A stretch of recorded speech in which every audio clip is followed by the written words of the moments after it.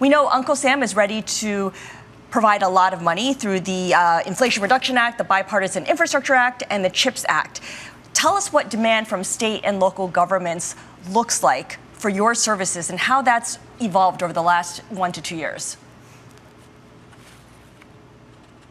Yes, there's a huge demand for those resources, and communities that are positioning themselves to write those grants are in a good position to potentially win, especially with this Inflation Reduction Act funding. So we're here to assist those committee members, and the more that they know about the data that's collected in their community, and the stakeholders that are their trusted messengers and trusted nonprofit organizations, if those strategic plans are already in place, it gives them a better opportunity to win, and we're here to help them strategize around those proposals. So let's take a step back and talk a little bit about the applications that these city governments need to fill out. How complicated are these applications? I take it it's a lot more than just filling out 2 pages. Correct. Yeah, the grant applications can be as large as 50 to 100 pages, but they're very detailed in terms of telling the organization what they need to look out for.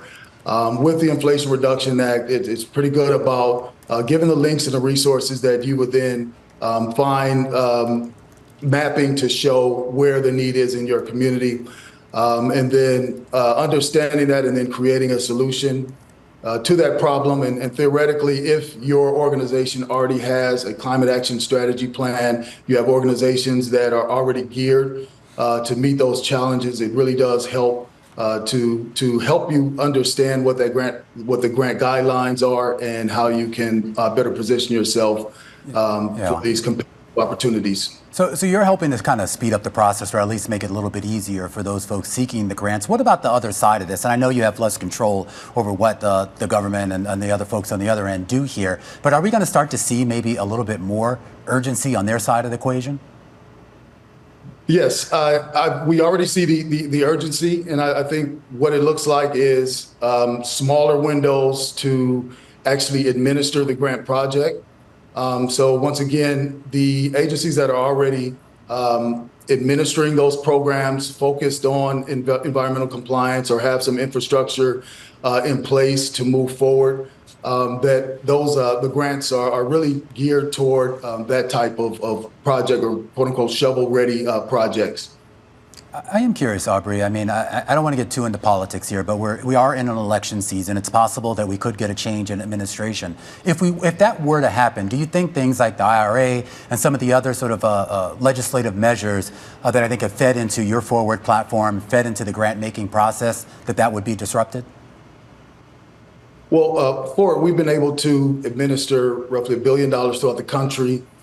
Programs that range from assistance to COVID response. We've been able to assist the state of New York with a small business program, state of Washington, Department of Commerce with a tax rebate program around hospitality industry. We're in Los Angeles County focused on a program administering funds to give survivors of domestic violence their financial independence. So grant funding, the agenda may change, but the need is always there. The need is ever growing, and these ever changing demands are always needed to be met by municipalities and nonprofit agencies. So the capacity that they're going to require to help administer those funds is always there. So whatever the agenda is, I think the need is always going to be there.